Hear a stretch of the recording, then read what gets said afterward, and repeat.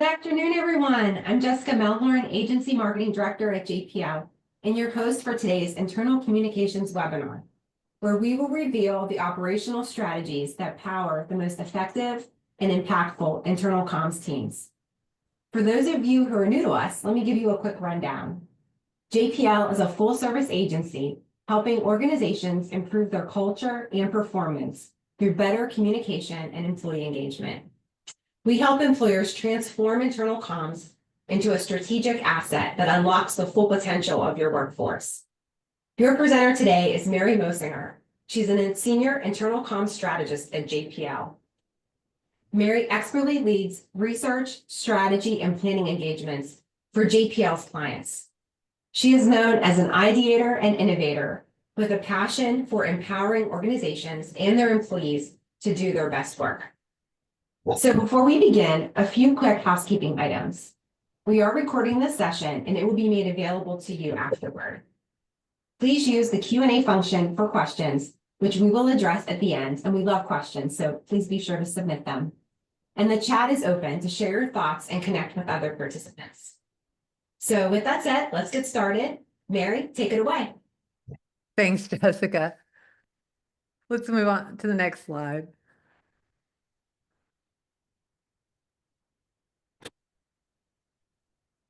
First up, thank you for joining us today. I want to make sure that we're delivering maximum value. So I want to kick off with the good stuff, the essential elements for an elite internal comms playbook. And as we walk through this presentation today, you'll see these elements come to life as we go through strategies and tactics, or as we call them, plays. And the point I'd emphasize here is the playbook represents an integrated, results-driven approach to internal comms. That playbook starts with positioning yourself for success by demonstrating the strategic value of an internal comms. It provides a structure to zero in on value creation and say no to the busy work or noise, or at least reduce that noise. It helps you scale by leveraging and empowering your managers and amplifying employee voices. It takes a data-driven, tech-enabled approach to solving those pesky targeting and relevance challenges. And it leverages audience insights to build engagement, impact, and reach. So in terms of an agenda today, I'm going to walk you through what that looks like in practice. Then I'll share some activation tips to get you started on your personal playbook. And we'll close out with a Q&A sessions. And as Jessica mentions, please feel free to drop questions in the chat as we go. Since we have so many communicators in the room today, or the virtual room, I'd hit the pause button just for a sec and ask you, what's your biggest challenge? I'm really curious to know that as we walk through the playbook, and I'll try to go a little deeper into the areas that are of most interest to you as we walk through the playbook. So let's just take a minute or so to see what you have to say.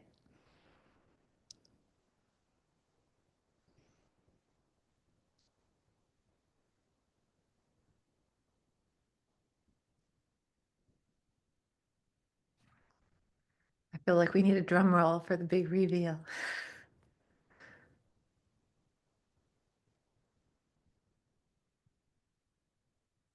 Can you see the results, Mary? I can't see them yet. All right, so let's see.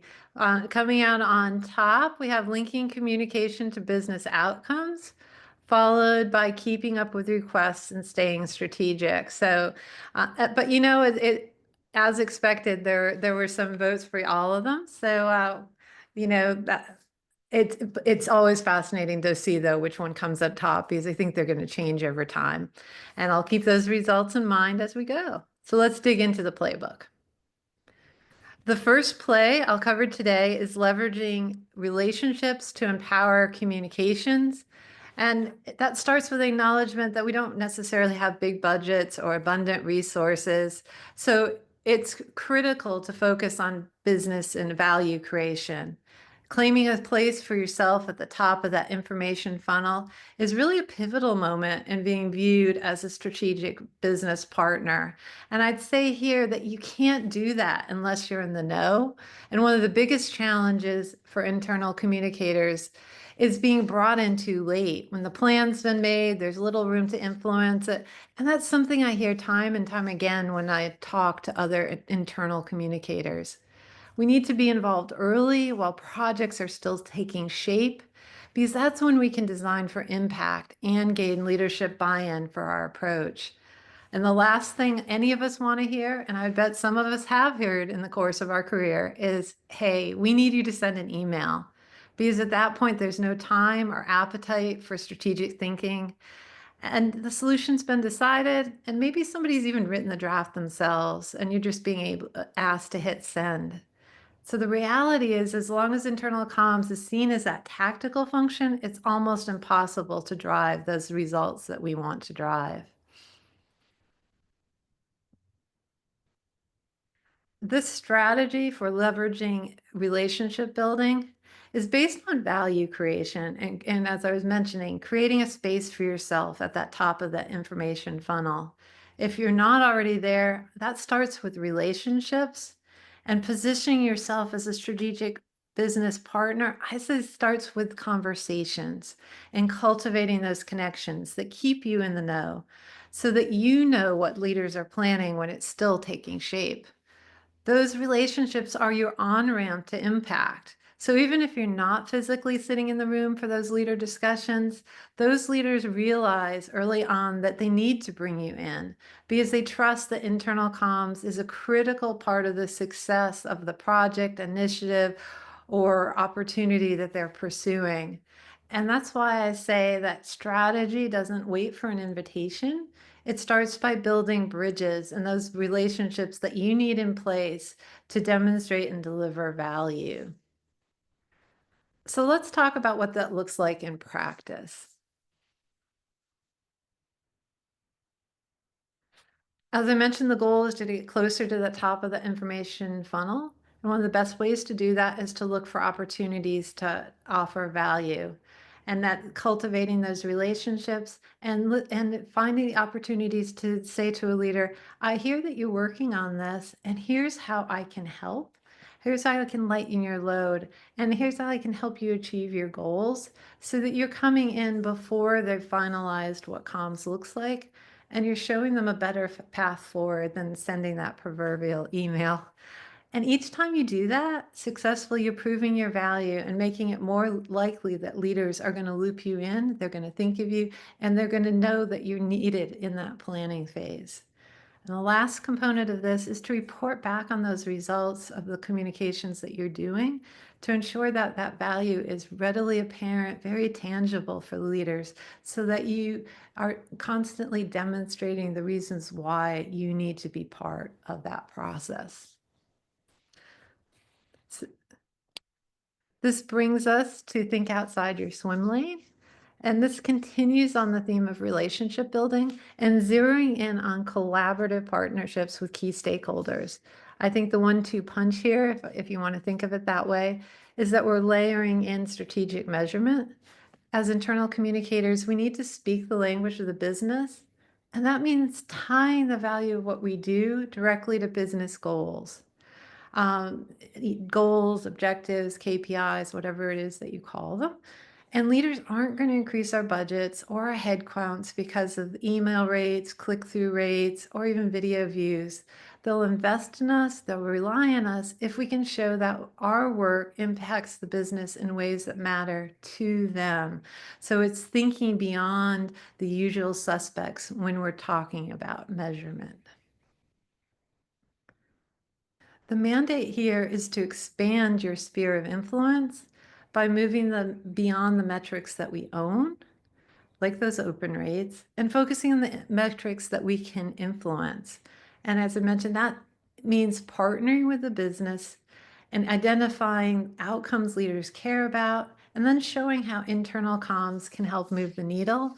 And in terms of metrics we can influence, there are more than I listed here, but there are things like voluntary turnover, employee referrals, key metrics from employee engagement surveys, such as trust and leadership, pride in the organization, or even likelihood to recommend. And even the extent to which employees can become advocates on social media. So they're promoting your employer brand, they're talking about your products and services and your culture, and they're really doing it in a way which is authentic and believable. And so all of this is about identifying where internal comms can make an impact and then telling that story in data through a formal dashboard or real world examples that bring those numbers to life. So that it really is all about that impact. As we look about activating this or the plays and actions, this starts by uncovering additional opportunities for communication to deliver business value and forming those collaborative partnerships to help you realize that value. And that is all about what are those key business challenges that you need to address? What is the business trying to solve for? So some of the other questions are, what business outcomes do we want to influence? Do we think that we can influence in communications? And who owns those outcomes today? And how can we work together to drive measurable impact that's meaningful for internal comms and other key stakeholders? And I'd say that, too often communications or conversations with stakeholders start with tactics that they want to use. And we really need to flip that dynamic and lead with metrics and start by asking, what are the outcomes that we need to achieve, as opposed to the tactics that people default to, because that's the way that we've always done something.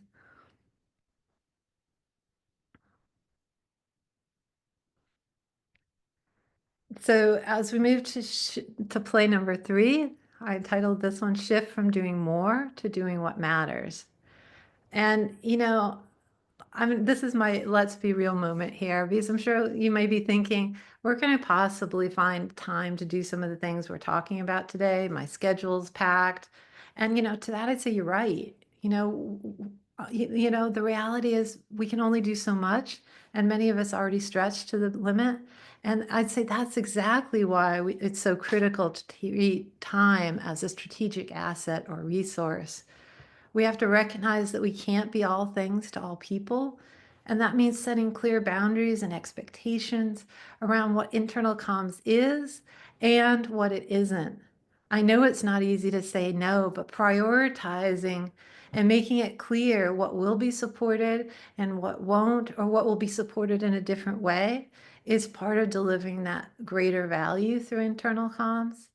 And if I had to sum it up in one phrase, I'd say we need people to get bought into the playbook that we're developing and setting those service level expectations to ensure that stakeholders feel supported, but we're also carving out time for ourselves to do that really impactful work that's going to move the needle on business results.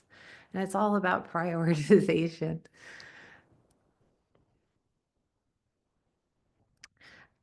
As we dig into this further, I'd say we need to start by prioritizing value over volume. We all know that not every ask deserves a campaign, and not every email needs to be a standalone item or everyone all distribution. So part of being a strategic communicator is practicing how to right size the expectations and the approach that we're taking.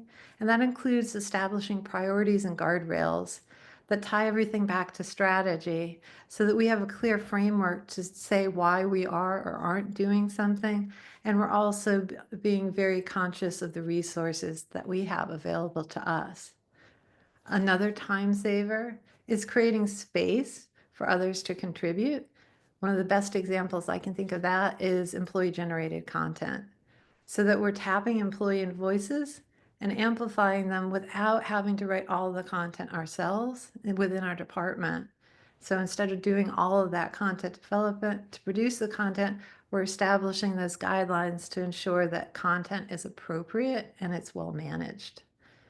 Which brings me to the last point about tech. And as we begin to embrace that user-generated content, for example, we might want to adopt the level of tech that we're using to enable and scale it. So what might have started out with a simple form could segue into rethinking features and functionality of your intranet site, or even shifting what you think that an intranet is and what it can deliver and how it can enable internal comms. As we shift into the next one, plays and actions. So here's some tangible actions to start shifting the dynamic from doing more to doing what matters. Starting with a communication request form. I know this goes by a lot of different names depending on where you work. And most likely somebody probably has one already at your organization, marketing or corporate comms. And if you don't, this is something to definitely consider, because this kind of thing sets clear expectations for vetting requests, aligning those requests with strategic priorities, and giving you a framework so when you respond to that request, you can say why you're doing what you're doing. You can set time parameters on it. You can evolve the approach that you're taking with your stakeholders. And because then it becomes very objective. Another really useful tool is a shared content calendar. And again, this is about aligning with organizational priorities, enabling you to plan ahead, and really, again, being very transparent about where internal comms is leading and what level of support they're giving to other things. Toolkits for managers, I'd say anything that you can do to enable and support managers is just gold, because they're such a valuable internal comms network or channel. So giving them tools so that they can communicate with their teams is always going to be of value. And lastly, automation opportunity here can include anything from repurposing content for different channels to enabling greater personalization and targeting. So really looking at how can tech be used to facilitate your workflow? How can it make you more efficient? How can it make you more effective? And I think it all comes down to focusing on what matters most. As we move into play number 4, future-proofing your comms.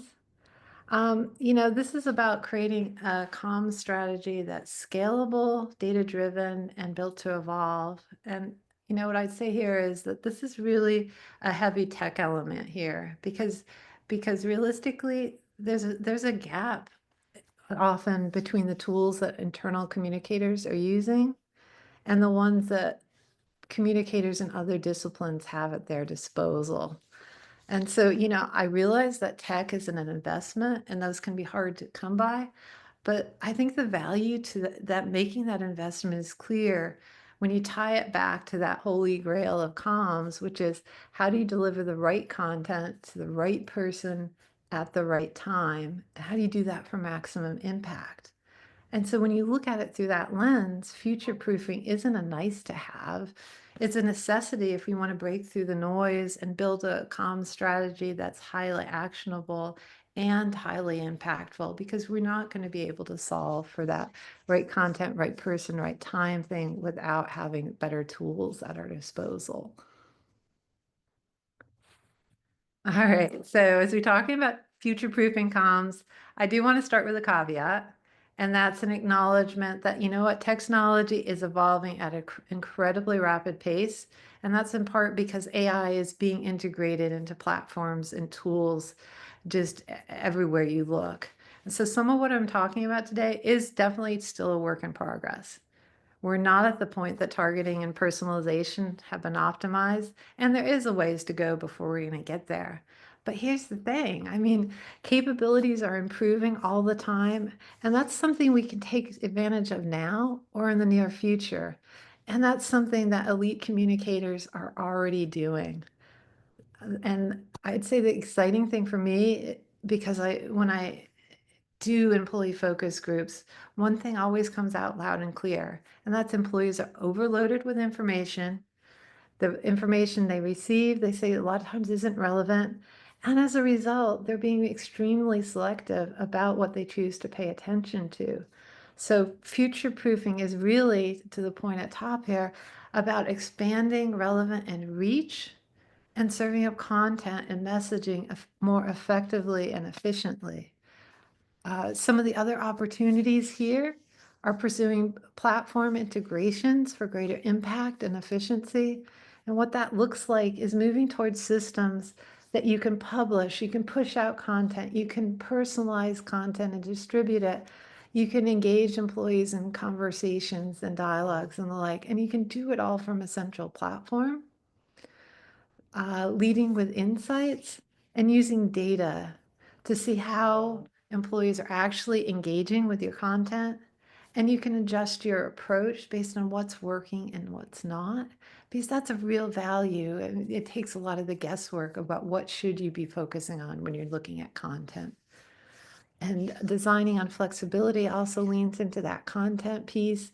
And that's about thinking of content differently. So instead of creating one version for each of your channels and kind of those almost being separate things, really building modular multi-use content that you can flex it about across platforms and formats. So you're creating it once and then you're activating pieces of it across your multiple channels. And that's a huge time saver. In terms of plays and actions, I lead with one I'm really passionate about, which is if you haven't rethought your intranet yet, it's time for a paradigm shift. Traditional intranets are being replaced by employee experience platforms, and these platforms are really fundamentally shifting what an intranet can be. And they offer powerful analytics, they're fostering personalization, they're encouraging employee dialogue, community building, platform integrations, and there's just such a huge list here. And they're doing it all through a single hub. So the thing here that I want to emphasize is they're already incredibly powerful, but they're also getting better all the time. If I look back to the platform I was using in 2022 and 2023, it's almost unrecognizable from the same platform today. And I'd say that's true across the different platforms in this space. So this is really the building block for that foundational element for scalable, data-driven communication, and it's something that you should definitely be on your radar if it's not already. The next point is about channel strategy and defining what each channel does best and how they work together to reach the right people. And the thing here is we know we need to be very intentional about what channels we use. We need to tailor the information for different audiences. We need to meet people where they are. But we also know how hard that is with the resources and tools that we have available to us often.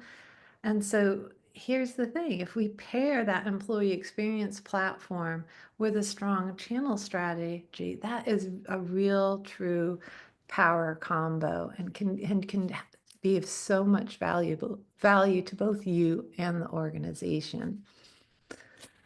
Building for speed, this is a little bit more granular point, and that's going back to that modular content that I was talking about, and really being able to migrate that content and the different pieces across different platforms and scale it as you need to.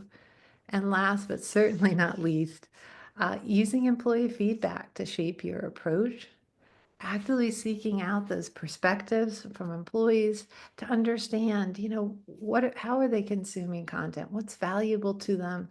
And that's really helpful in what you can do to keep that communication relevant, engaging.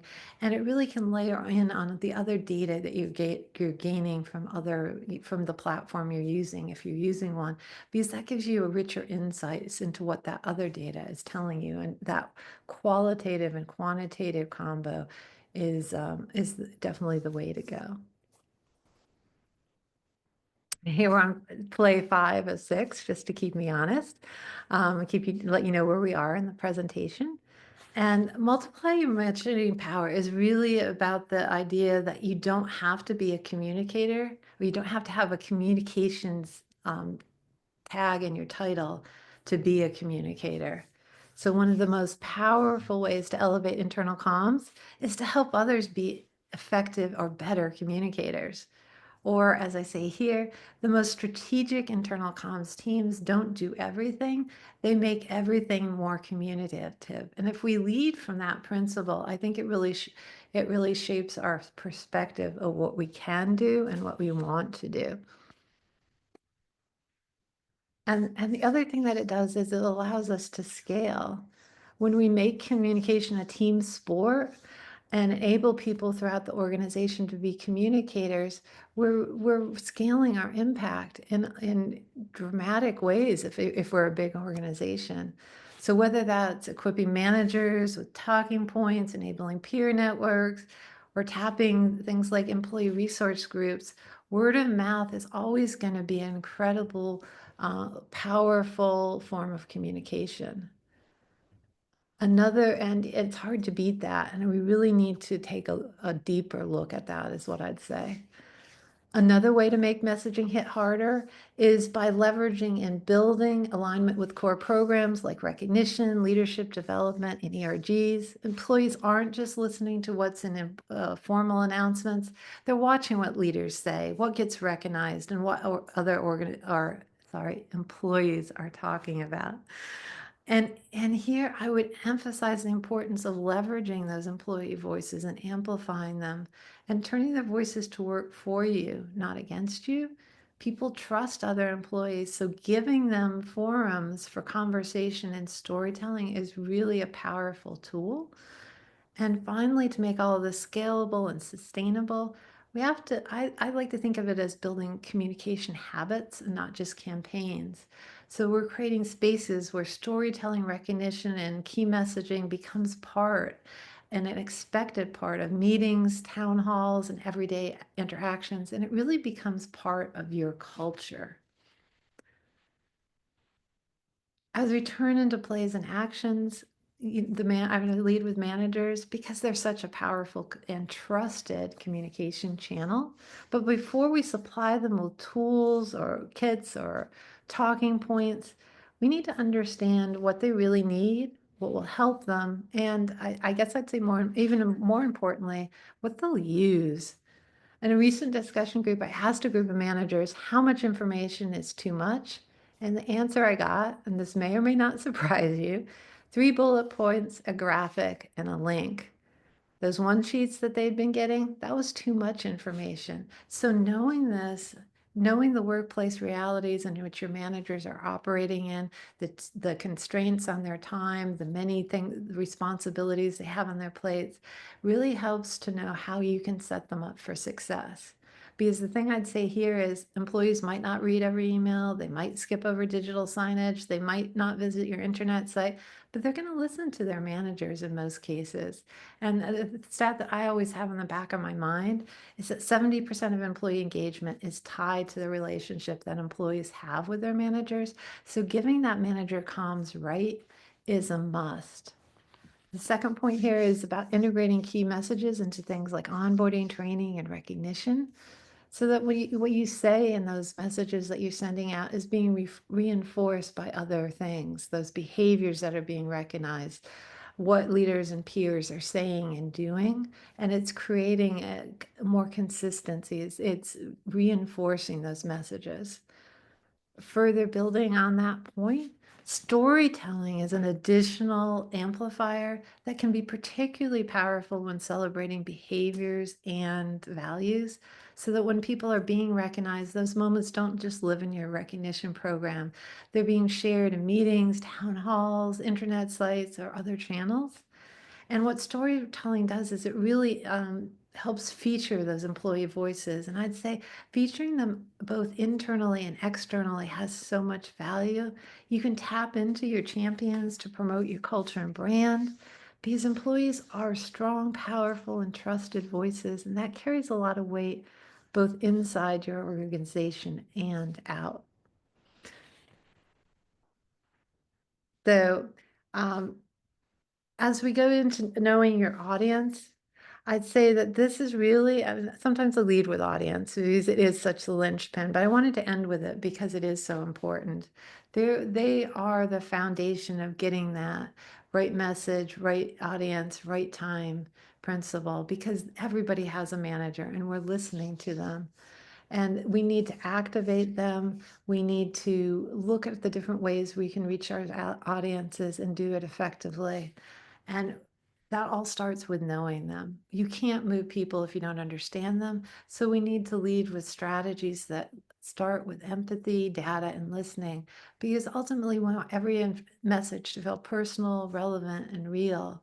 This isn't about quantity, it's about quality, and targeted relevant information and content cuts through that information overload and builds that trust that what you're sharing is worth your employees' time, which leads us to that idea that we just talked about, that it really needs to be authentic and real. Knowing your audience recognizes that people have choices when it comes to what they consume, and we need to understand what's relevant to them. We have to prove that information is valuable by focusing on what matters to them and framing content in ways that resonate. This is at the heart of people-centric communication, learning what lands, what doesn't, and adjusting accordingly. Effective communication, too, I really want to stress, is rooted in workplace realities. We don't have one employee audience, we have many. And one of the things I think elite teams do really well is they don't treat remote, hybrid, or frontline employees as edge cases. The communication for these groups is designed with them in mind right from the start. Because even with all those return to office mandates, many of the people we need to reach don't sit in an office building. They're out in the field, on the production floor, working in home offices, and a distributed and deskless workforce is a challenge that we need to meet head on.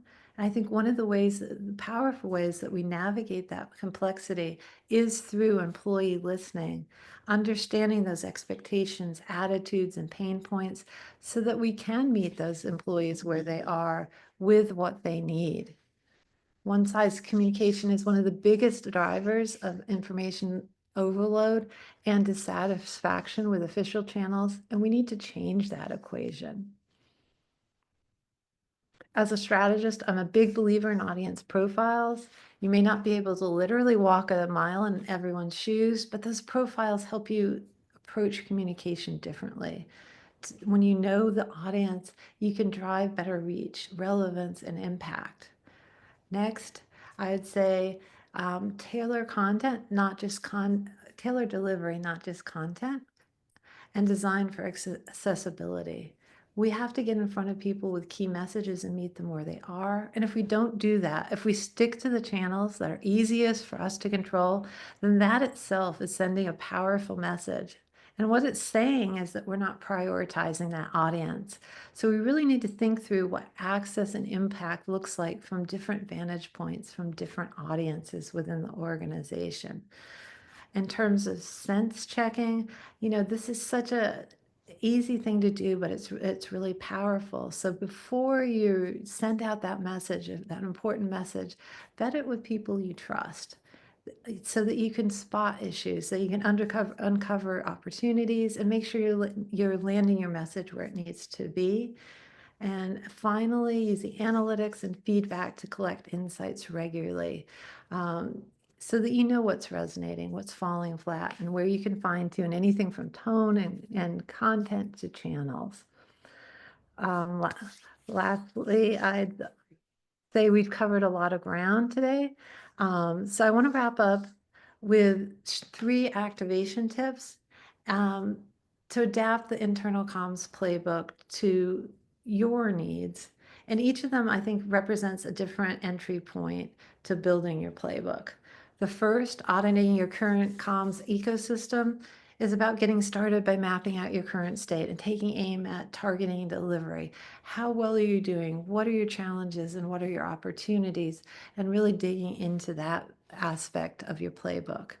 The second is to choose your entry point by identifying your personal call to action. What could you do now to get started? What's that low-hanging fruit, or what action, if taken, to deliver short to mid-term value that you can continue to build on? That could be forging new relationships or collaborations, upgrading your tools, designing a listening strategy, or really anything that really jumped out at you as I was walking through these different things to say, hey, you know what? That's something that if I could get right would really make a difference for our organization. Sorry about that. The third is to make measurement and data storytelling your point of entry into the playbook. by demonstrating the ability of internal comms to positively impact a shared goal. And that's about building those collaborations and really zeroing in on something that you can influence, and then going back and showing that value to the leadership team so you can build that strategic business partner role that you want to be in. So that's the close of our of the presentation portion today. And I just want to say, you know what, I know I covered a lot of ground, but I would love and welcome the opportunity to connect with you on LinkedIn and continue the conversation and dig deeper into some of these things. And I'd also invite you to get better acquainted with JPL and the many things that we can do to support you in internal comms, external comms, events, training, and much more. And with that, I will turn it over to Q&A. Mary, so we do have a question. First question we have up is, can you recommend an employee experience platform? And I know you love this area and this space. So if you want to talk a little bit about maybe how you evaluate them, and maybe if there are a few that have risen to the top for you in terms of effectiveness and use. Yeah, I definitely can. And this is something that's very near and dear to me. And what I would say is it does vary to a certain extent by your size and really what you want to do with it. But some of the best resources I've seen are things like Gartner and Forrester, which really have it broken down by quadrant so that you can look into the leaders for each, and they give you a lot of information so you can start to vet whether that platform is going to be a good fit for you and your organization in terms of culture. And some of those decision points can be how much you want to run through that employee experience program.